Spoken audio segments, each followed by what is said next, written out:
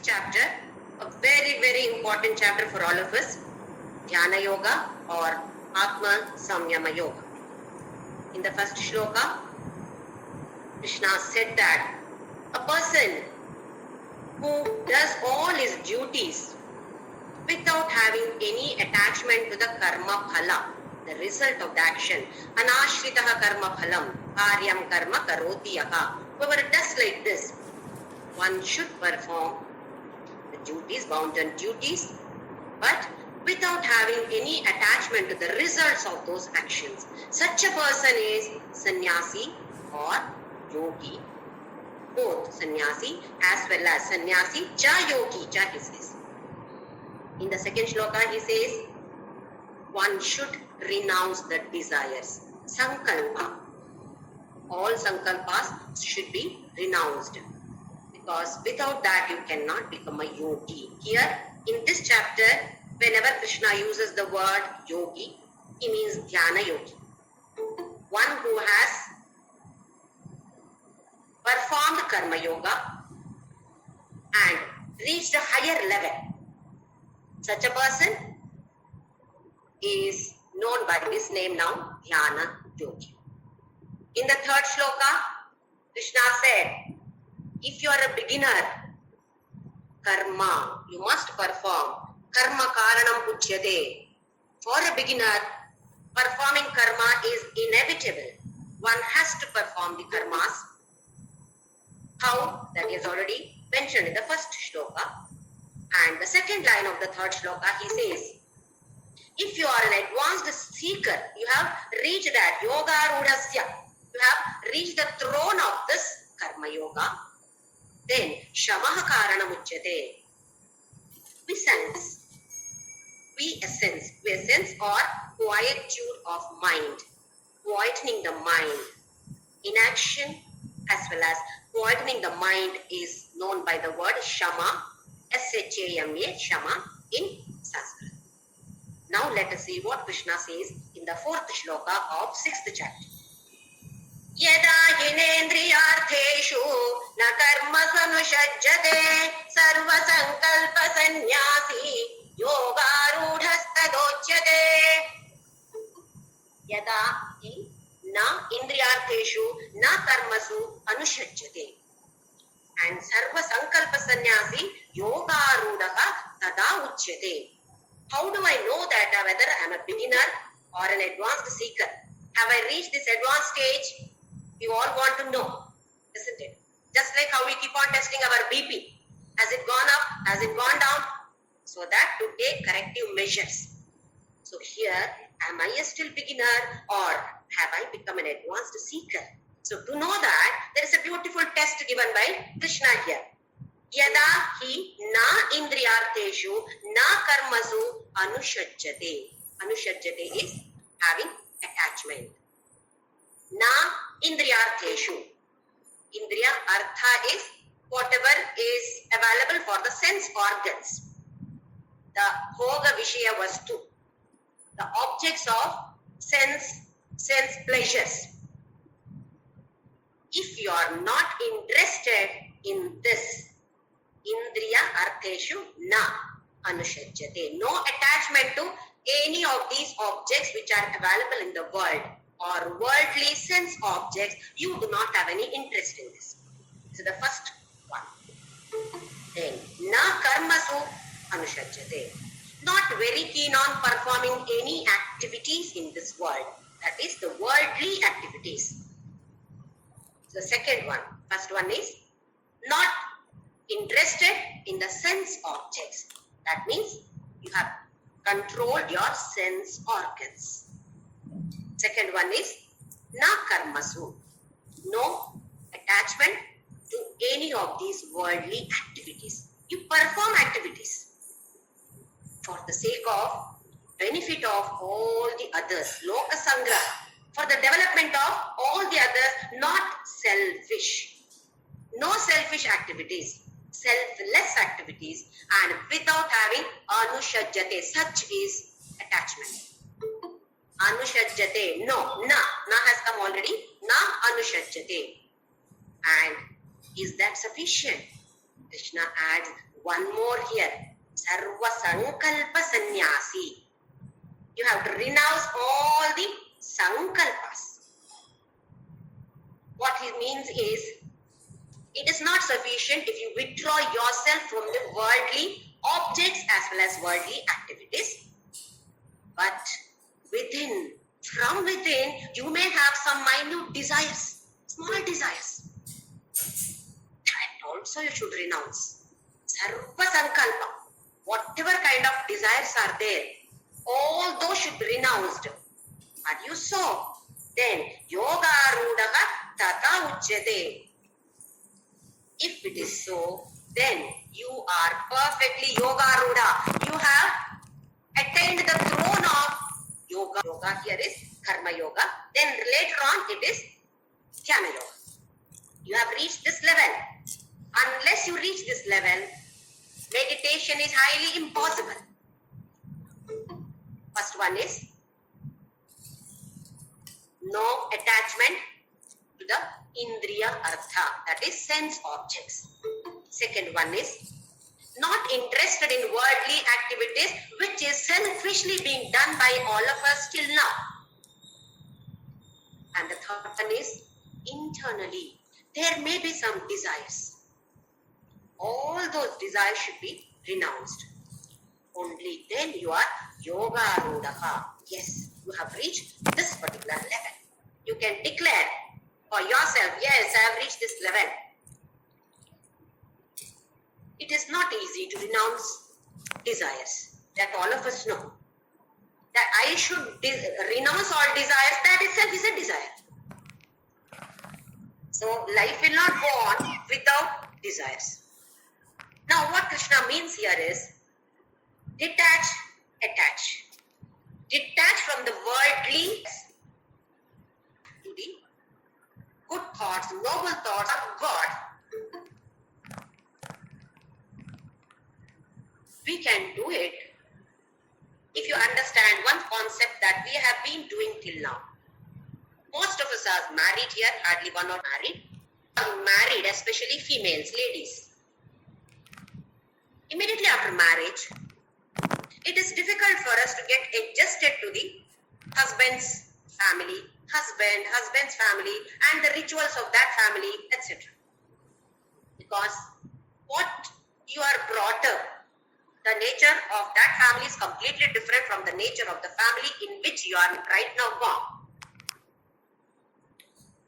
Yes, first few years, definitely, it's very difficult. We all have experienced it. Almost all of us have experienced it.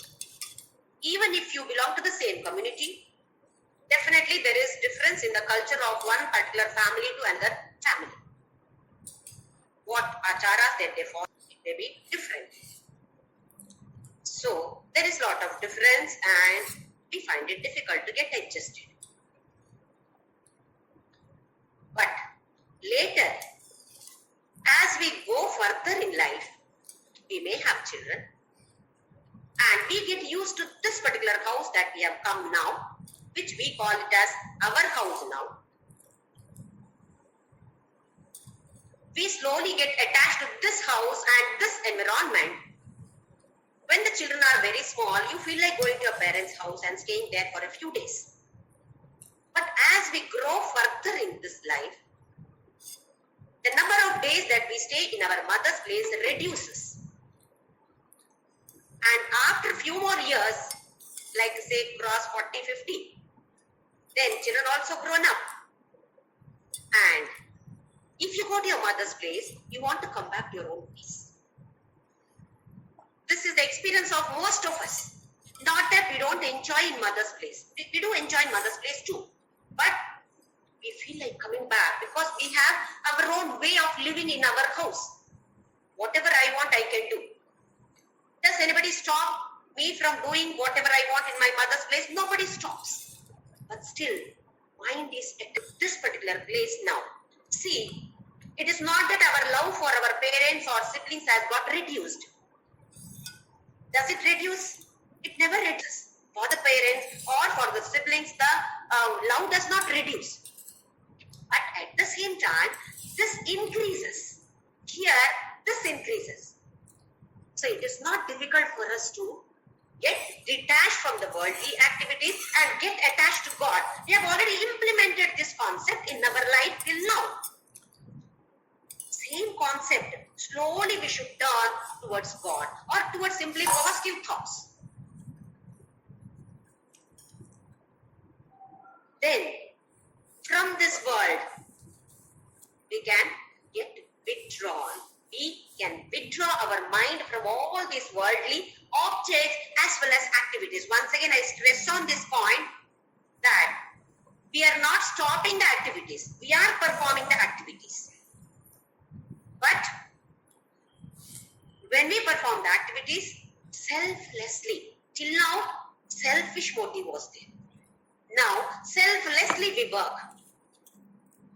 And as the mind becomes purer and purer, desires drop off automatically. Because we know that He is the one who is responsible for my pleasure or pain. God is the one who knows what is best for me. This life is His gift for me. This body is His gift for me. This life is His gift for me. He is my caretaker. So what is there to have any desires? What is there to have any worries? I have given left everything to Him. Let Him take care. So it is not that it is impossible for us, since we have done this concept, implemented this concept in our lives. It should not be difficult for us to implement this concept, and all of us can enjoy the throne of this yoga rudaha tada uchyate. All of us have the potential to become this yoga rudaha. So why not we all try? Put all our 100% efforts and try. So in this today's class, there are very good pointers for sadhakas like us, seekers of truth, who are treading this path of spirituality. One is just now what we discussed, and next another two shlokas, most wonderful shlokas of Bhagavadgita, I can say, shloka number 5 and 6. Uddharedatmanatmanam natmanam avasadayet atmaiva hyatmano bandhu atmaiva ripuratmanaha bandhuratmatmanastasya yenatmaivatmana chitaha anatmanastu shatrutve vartetatmaiva shatruvat. Atma, so many times, 13 times in these two shlokas, Atma. Please understand that the context is very important for us. Many times, Atma word is being used by Krishna throughout this 700 shlokas of Bhagavad Gita. It is not the same meaning always.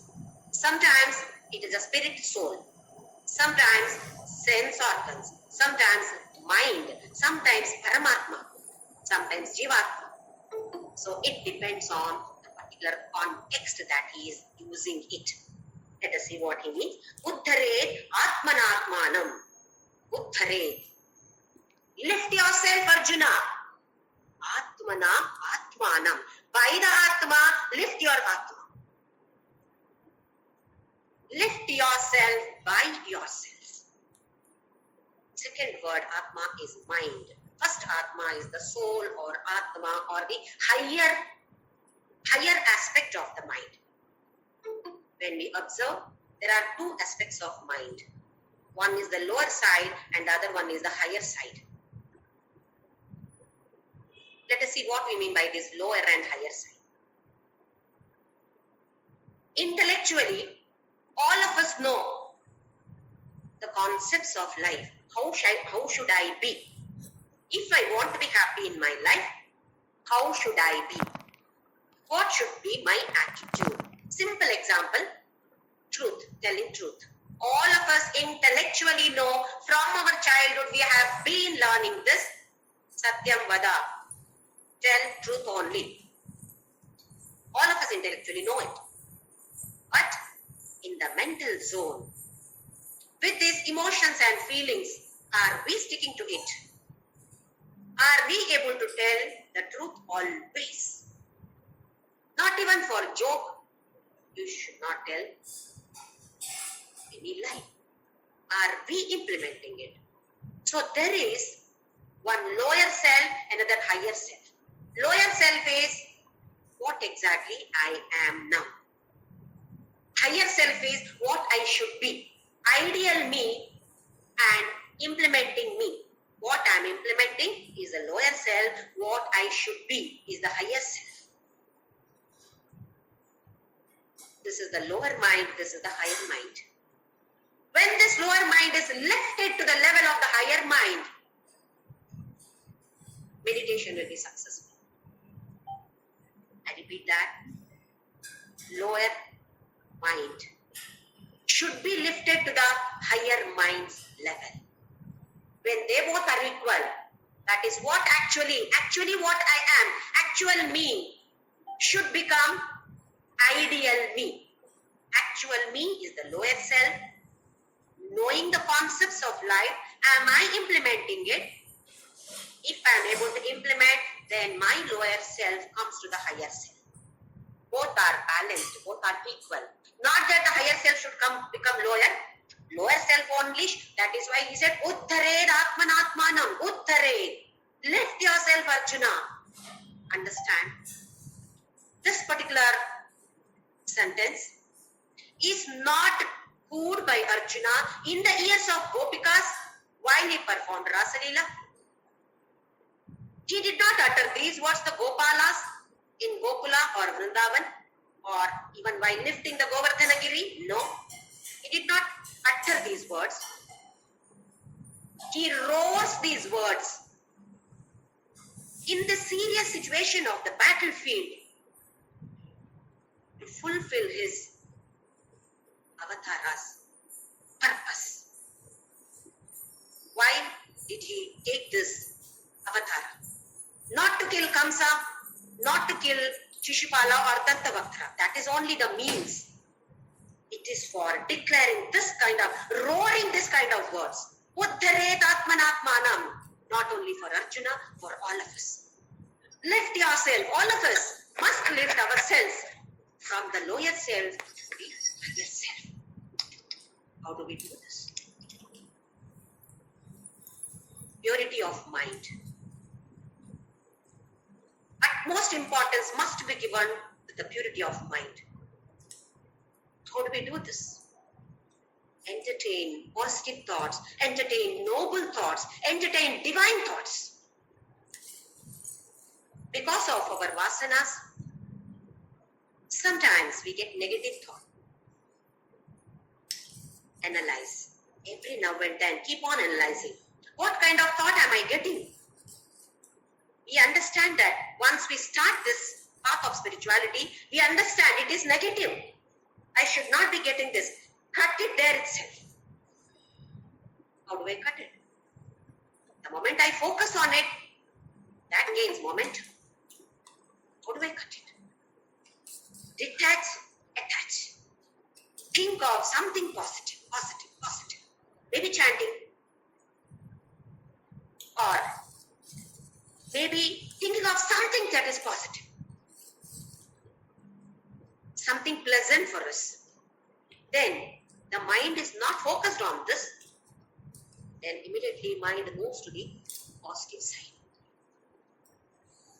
When mind keeps on thinking positive, getting positive thoughts, slowly that becomes our nature.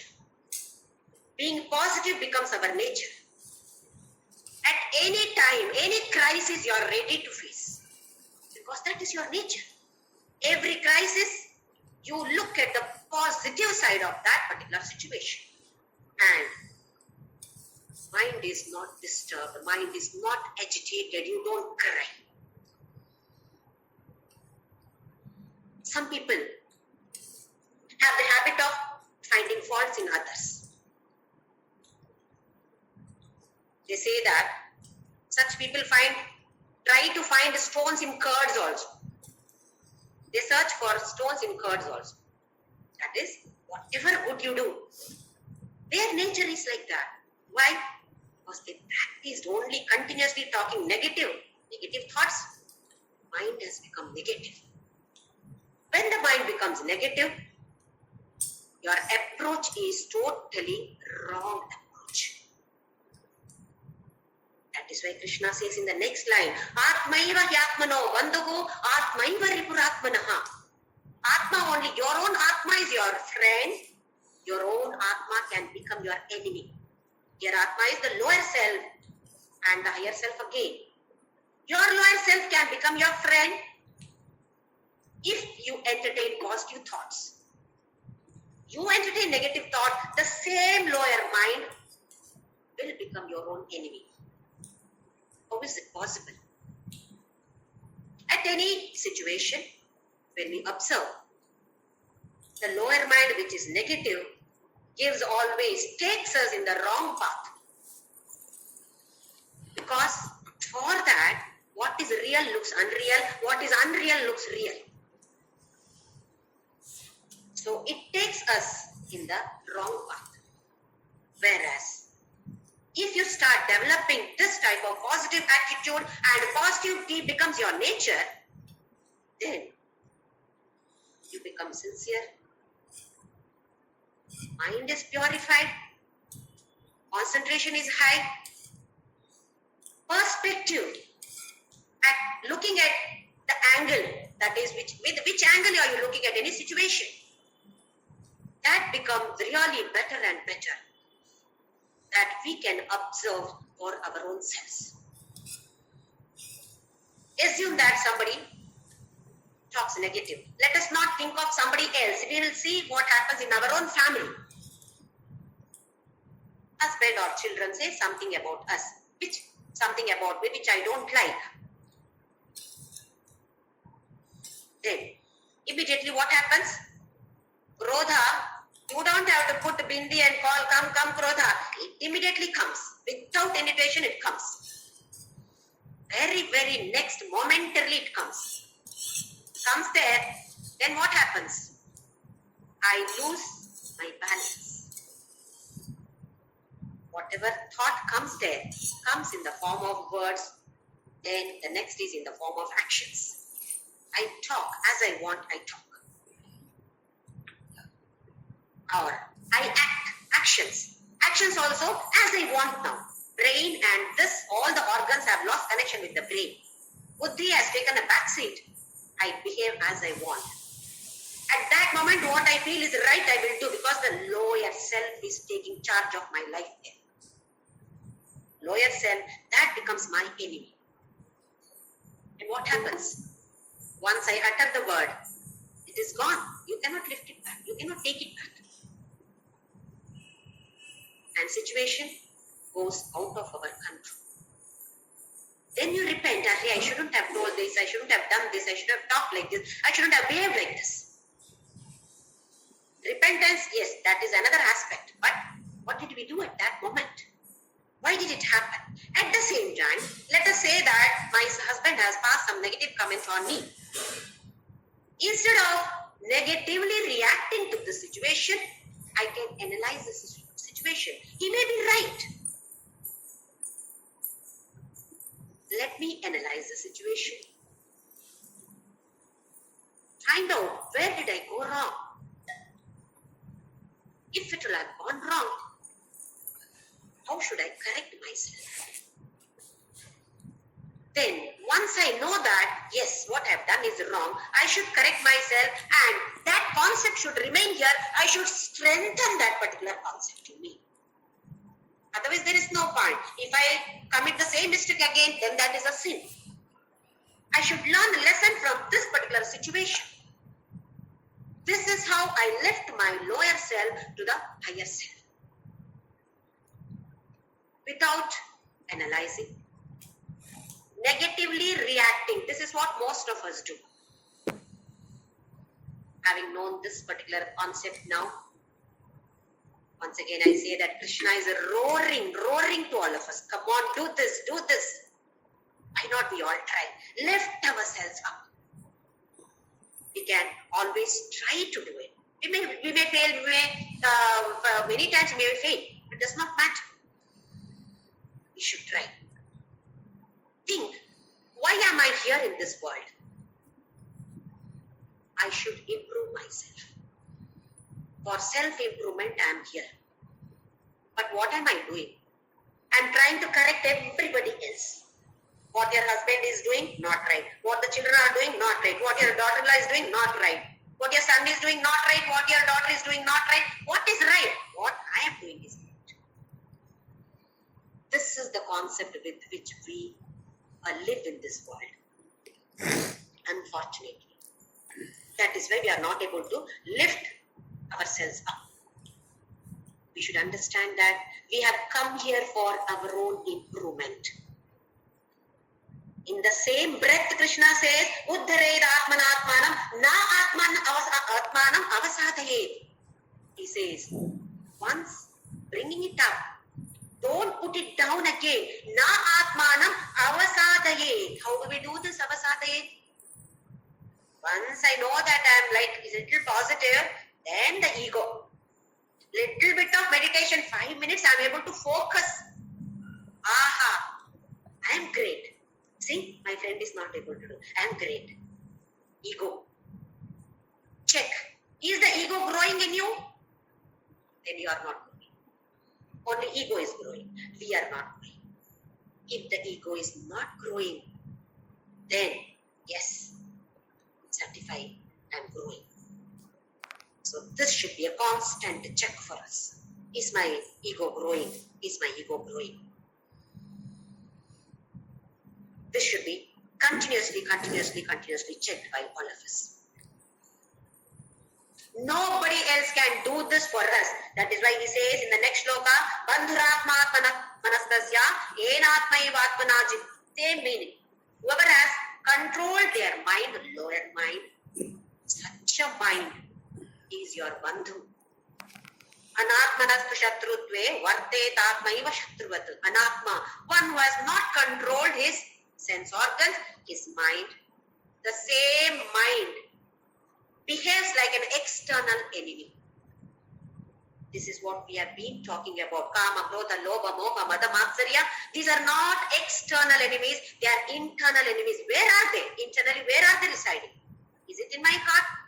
In my indriyas? Where are they residing? In my intestine? They are all residing in the lower mind, lower self. That is why we say they are our enemies. They can become our friends. We can make them transform that enmity into friendship. How? Have desire. For what? I should succeed in meditation. I should purify my mind. I should become the purest. This is the positive desire. Same thing. Krodha. Krodha on whom? Getting angry on whom? On our own selves. Check. I did this. I shouldn't have done this. How can I do this? No. Next time I should be careful. All these things, enemies, you can transform these enemies into your own friends by lifting the lower self, the higher self. No guru can do this for us. Nobody can do this for us. We ourselves have to do this. How many ever scriptures we read, how many ever people hammer us. So many saints have been hammering this concept to us. We ourselves have to do this. For example, swimming. Assume that we are learning swimming. The coach says, you do this, you do this, you do this way, this way, this way. Yes, yes. Theoretically, yes. Intellectually, I understood everything. But there, when you get into water, are you able to do? Can somebody else do this for us? We ourselves have to do it. Nobody else can do this. Similarly, another example is cycling. When we learn cycling, most of us know cycling here. Many of us rather. Before learning this cycling, didn't we fall down? Wasn't it difficult at that time? I found it so difficult. I thought I'll never be able to do because I fell down so many times. My brothers are doing it. I'm not able to do. I don't think I'll be ever able to do this. No. One fine day, I got the balance. I was so happy. Then, this particular balance, from where did it come? Did it come from outside? Did I get it from somewhere else or from someone else? The balance, it was was there within. I did not realize it. I did not practice it. I did not focus on it.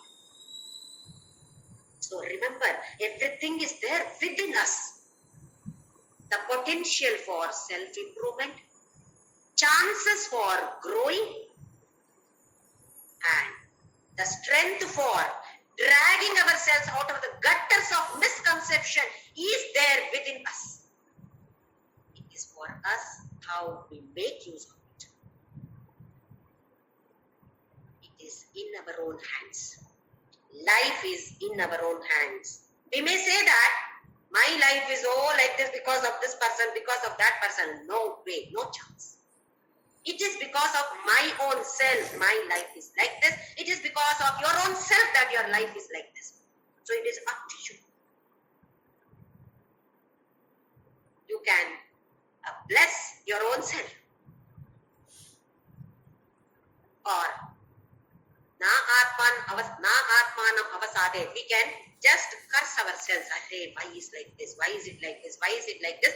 Keep on thinking about negative and make ourselves lesser and lesser day by day. It is up to us. It is in our hands, not in anybody's hands. Not in anybody's hands, not in any object, not in any situation. It is within our own self. We have to tap that potentiality in us. So Krishna here, once again I say, he roars. Uddharet Arjuna. Lift yourself by yourself. Don't be dependent on anybody else. You are today dependent because you don't know your potential. What strength you have within, not known to us. Tap it. It is there within us. Krishna here says, once you come to that level, na atmanam avasade, don't let it go down again. Keep it there. So everyday action, we must be very, very careful. That is why first shloka, anashvitha karma palam karyam karma karoti yaka. Paramahamsa Yogananda beautifully says, karma here is meditative actions. In one day we have 24 hours, keep that 8 hours for sleep. So rest 16 hours are there. Or in these 16 hours, assume that 10 minutes or 5 minutes we try to meditate. The rest of the time, 15 hours, 55 minutes or 50 minutes. If we behave as we want, we cannot succeed in that 5 minutes meditation. These 15.5 hours also we should be leading the life cautiously, consciously, carefully. Every step we should be cautious. What am I doing? That does not mean that we should be leading a serious life, like this. Why? I am going in the path of spirituality. That is why I cannot smile. No, that is not the way. One should be cheerful. One should be pleasant. One should be cheerful always. Because that is what we are. Once we tap that potential within us, we can be cheerful always. This lower self becomes our friend. Then there is no enemy at all. Why can't we be cheerful? Why aren't we cheerful? By default, we all will become cheerful. Cheerful, peaceful. This is what our goal is. Loka samasta sukhino bhavantu. First I should become samasukhi. Then only the rest of the loka can become sukha, isn't it?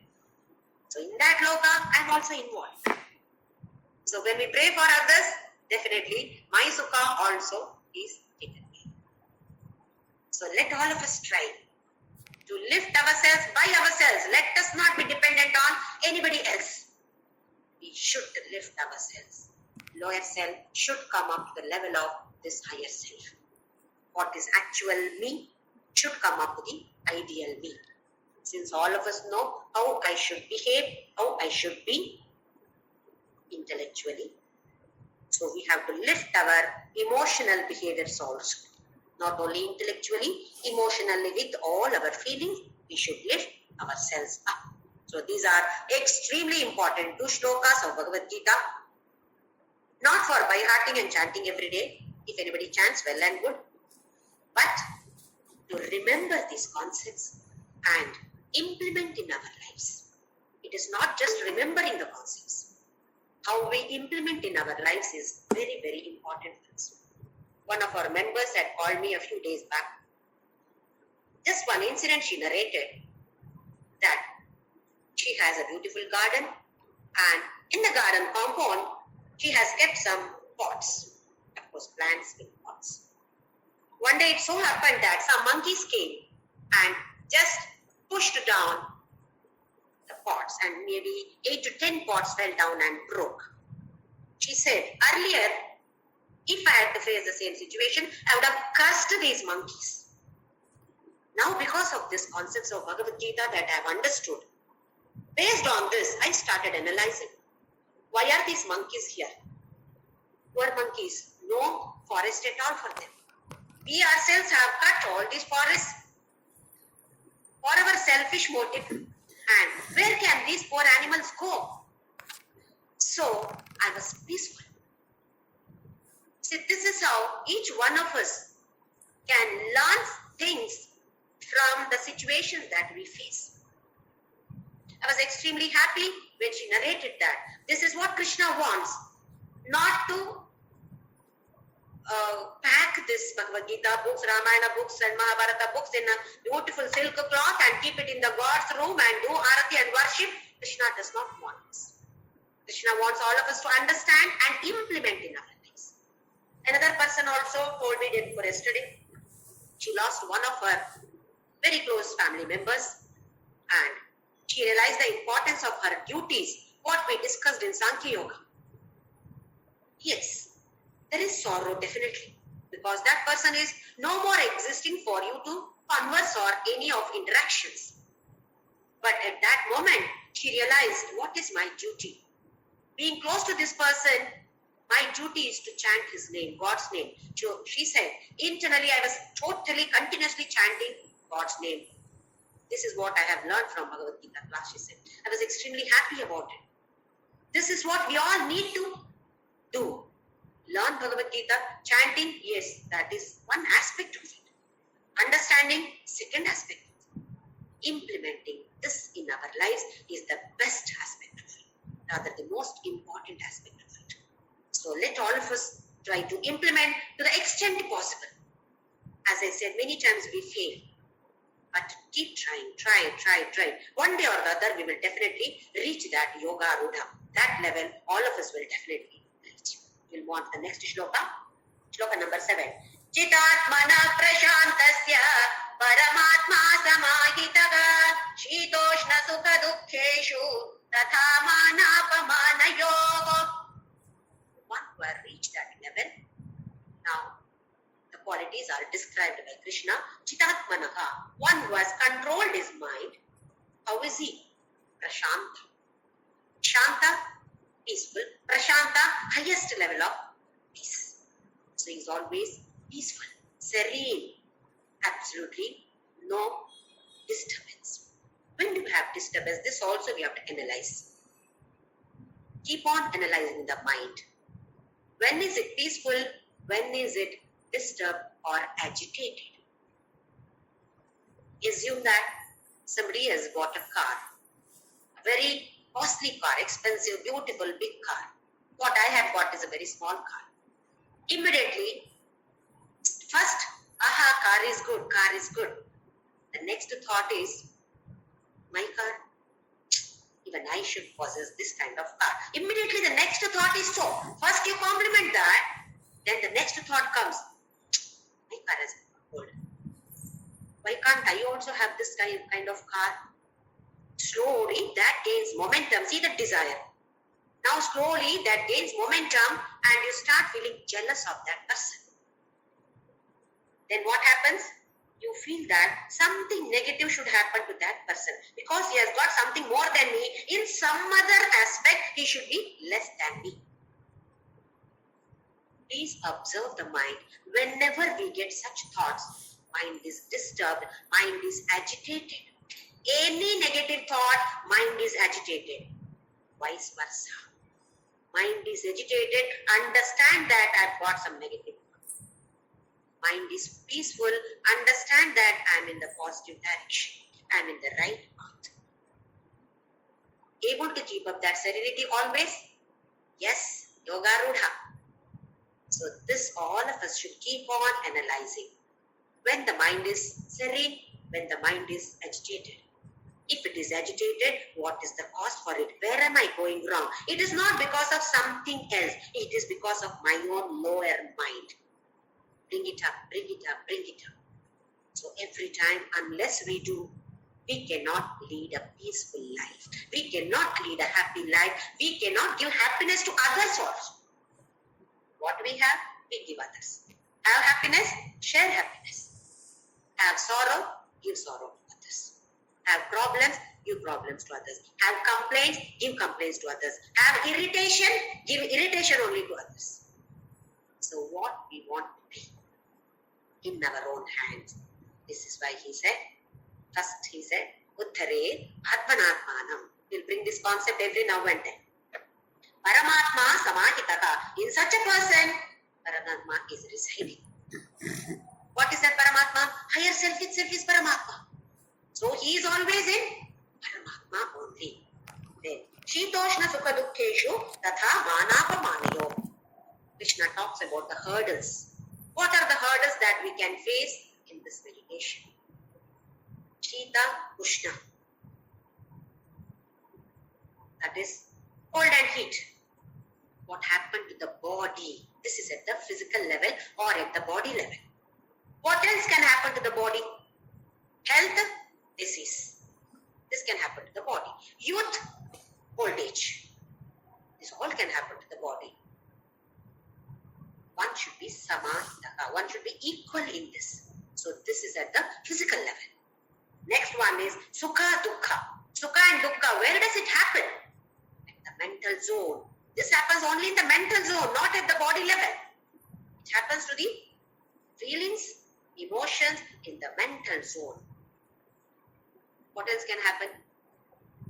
Love, hatred. I love this people. I love this object. I love this situation. I hate this people.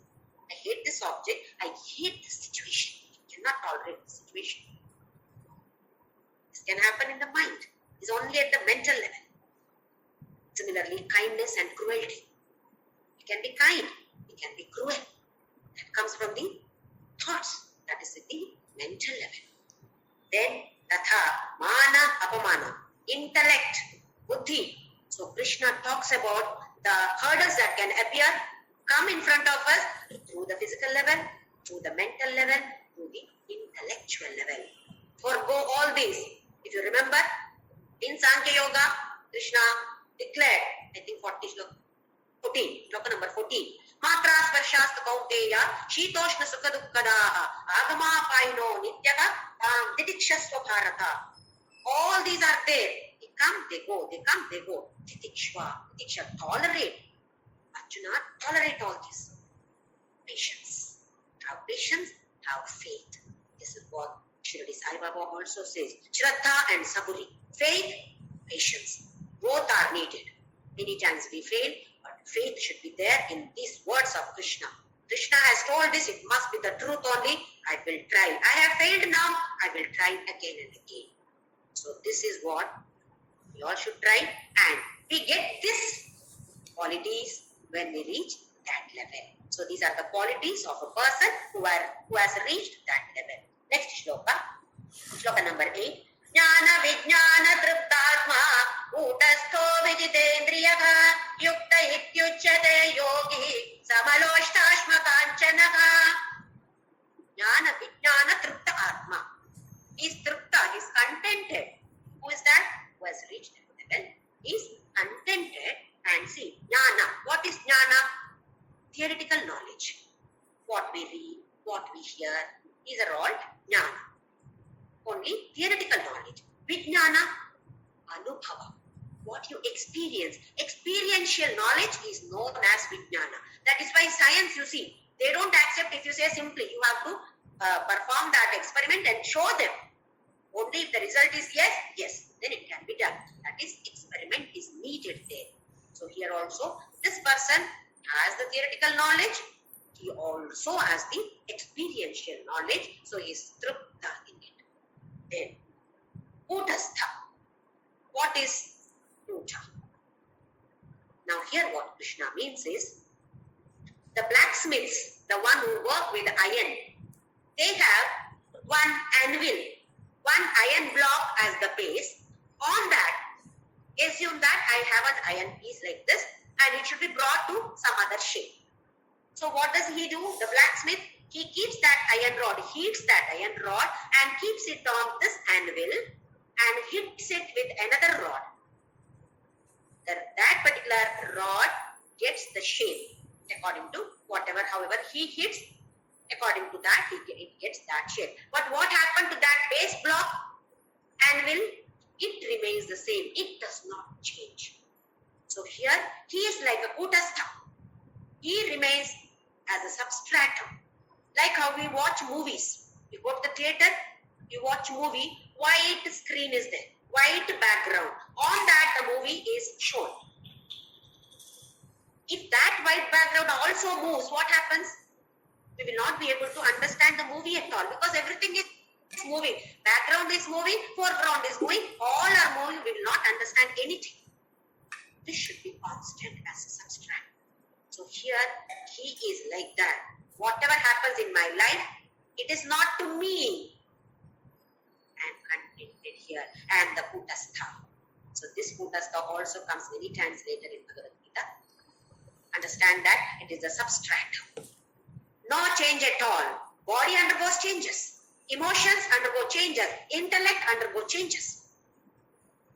But I as Atma, absolutely no change. I remain as Kutastha. Kutastha, one who resides in this Kuta. Like an anvil, I remain the same. On this, let anything happen. He hits or does or heats or I am not bothered. I am same, changeless. Vijitendriyaka, one who has conquered the mind. If you conquer the mind, then you can become Kutastha. Otherwise, not possible. Next, Yukta Ityuchyate Yogi. Such a person is balanced. He is known by the name either Yukta as well as Yogi. For such a person, Sama Loshtashma Kanchanaha. Sama is equal. Loshta. Loshta is a handful of mud. Clod of mud. Then Ashma. Ashma is stone. It may be precious stone also. Kanchana, gold. Clod of mud, stone and gold. For such a balanced person whom we call as Yukta or Yogi, there is no difference between mud, stone, gold. Why are we after wealth? We all like to have gold, more wealth, more bank balance. Why? What is the purpose? Just analyze. What am I running behind this money for? If I have 1 lakh salary for a month, I want 2 lakhs. Today I am happy 1 lakh. Then after some time, I want it more than this salary should become 2 lakhs. Once it becomes 2 lakhs, am I happy? I want 4 lakhs. There is no end for this. I start comparing myself with the others. See, that person is not working at all, but gets more salary than me. He got promoted, she got promoted, but I did not get promotion. They didn't give me. In spite of getting this 2 lakhs per month, you are not satisfied. Why? We are running behind this money. We are running behind this wealth. Why? We think that it gives me power, it gives me name, it gives me influence, it gives me friends, it gives me security. If I have more money, I am secure. Array, who will take care of me? If I have money, somebody will take care of me. So this is from the worldly angle. This is how we all are. Most of us are rather. Worldly angle only, we are looking at everything. Whereas Yukta or Yogi, he does not have anything to do with this. Assume that there is a very poor man, very extremely poor, he does not have money to even to have food. One night, he gets a beautiful dream. In the dream, He's become a very rich man. He has got beautiful house, beautiful bungalow. He has got a palatial house. He has got his beautiful wife and children and wonderful cars, blah, blah, blah. Everything is there. He's having very good food every day, nutritious food, very tasty food. Now, he becomes a baker. He got up from his dream, from his sleep rather. Then, hunger. He's feeling hungry. Does he think that, Abba, in my dream I had a lot of food, very good food, so I'm satisfied? Do you think he'll be happy with that? He'll be contented with this dream wealth that he got? Or will he be still feeling hungry? Actually, I'm hungry only. Won't he feel that I'm actually hungry? So, what he had is a dream is of no value for him. In the same way, for a yogi, this world is just a dream. You give him mud, you give him stone, you give him gold. It does not matter to him. Only we feel that if I give more 5,000, he will bless me more. If I give 10,000 to God, he will bless me more. That person has given only 5,000, I have given 10,000, so he will give me more.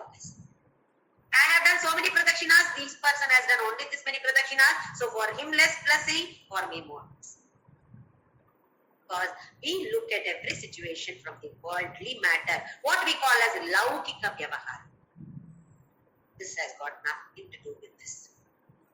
So here Krishna says, Samaloshtasma kanchanaha. This is another quality of a person who has reached that level.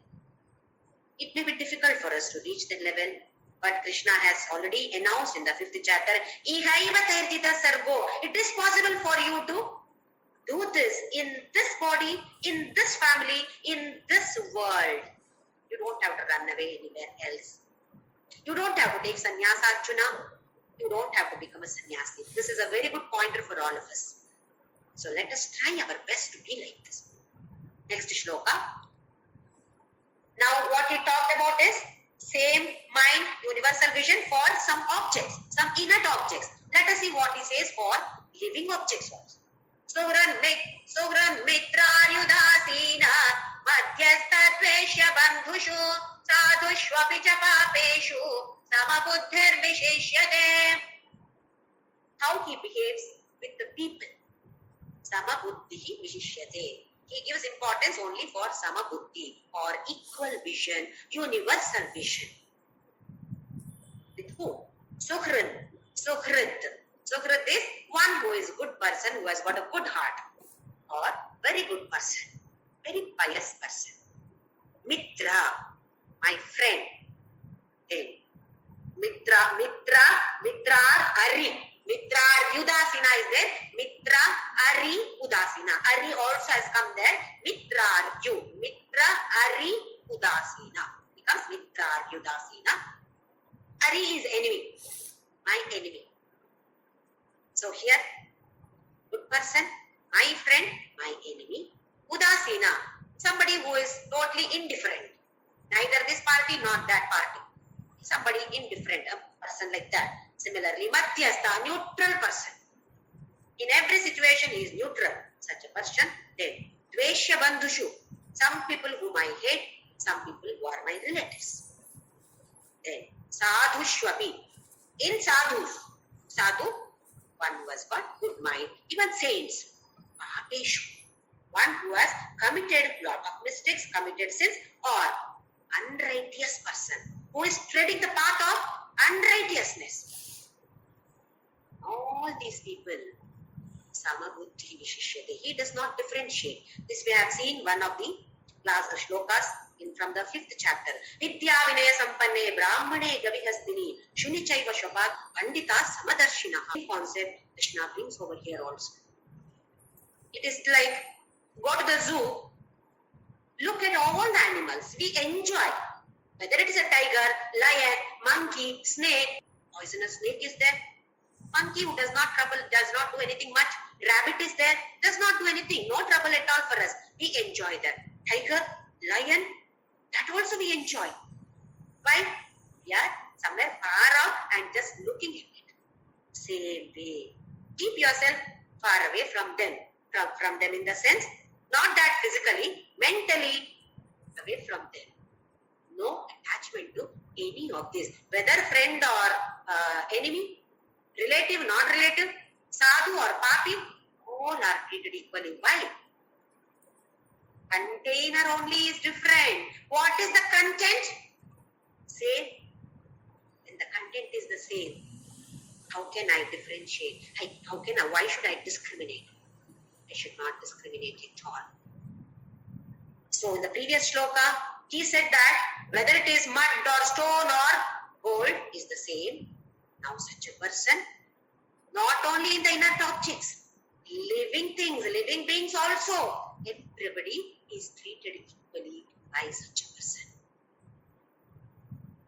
In one of the shlokas of Shivananda Lahari, Shankaracharya beautifully says, Magacha tvamitastato girishabho mayyeva vasam kuru swamin adikirata mamakamanaha kantara simantare vartante bahusho mruga madajusho matsarya mohatayaka tan hatva mrugaya vinoda ruchita labham cha samprapsasi. Beautifully Krishna, rather Shankaracharya pleads with Shankara, that is Parameshwara, saying that being a Kirata, hey Parameshwara, you are Kirata, you are a great hunter. What do you hunt?